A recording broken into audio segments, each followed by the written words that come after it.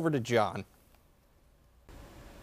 It's a sad reality, really, but seniors are often the target of those up to no good, whether abuse, theft, or scams. There are things you can do to protect yourself and your loved ones. Attorney David Aylor, champion of the downtrodden, joins us live today in studio. Attorney David Aylor, tell us about some of the most popular things that elder abuse kind of comes to fruition with.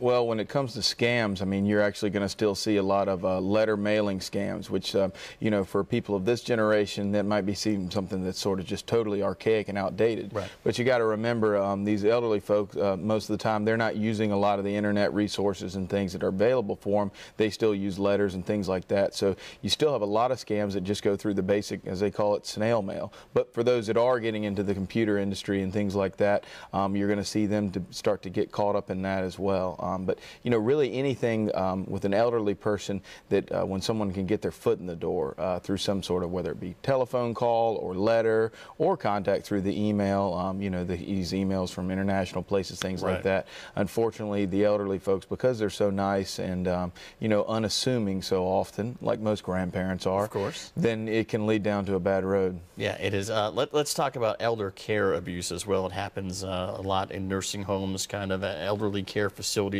And that's really where there are signs that you can prevent this from happening. Yeah, absolutely. Unfortunately, elderly abuse within the elder care facilities is you know, sometimes rampant. First thing you want to do before you put a loved one in one of those places is you want to check the place out. You want to get some reviews on the place, do a tour. Unfortunately, people a lot of times come into town where their, you know, grandparents or parents live, and they don't have a lot of time. It's sort of like, oh, here's one down the street, this one should work. But you really want to do your research.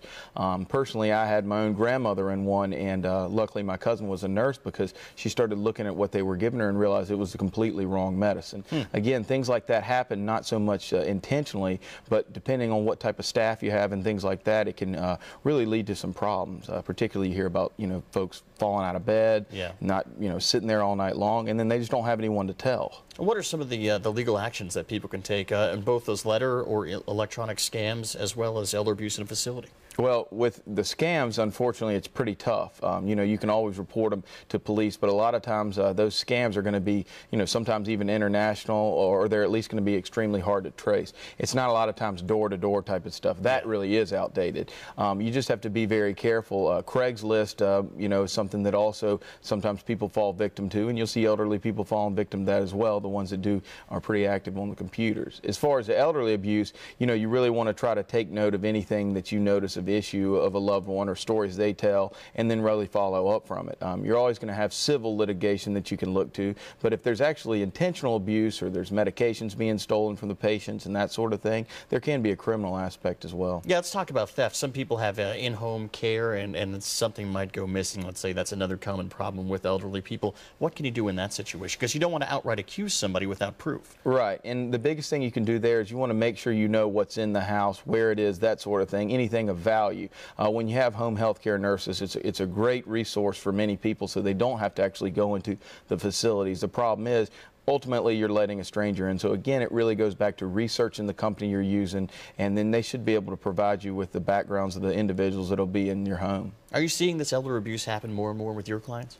Yeah, absolutely. I think you see it more and more simply for the fact that a lot of people just don't pay attention to it. Understandably so, people are busy. They think their parents or their grandparents or their loved ones are in a safe place, and a lot of times they may not be. However, that being said, there's a lot of great organizations that look out for these things, and there's a lot of great nursing homes and facilities here around the LowCountry and everywhere else for that matter. Unfortunately, it's sort of like anything else. The bad eggs is what you hear about the most. So important to note, be vigilant, and legal resources are there available for you. Absolutely. All right, Attorney David Aylor, thank you so much, sir. Thanks for having me. Appreciate you being here.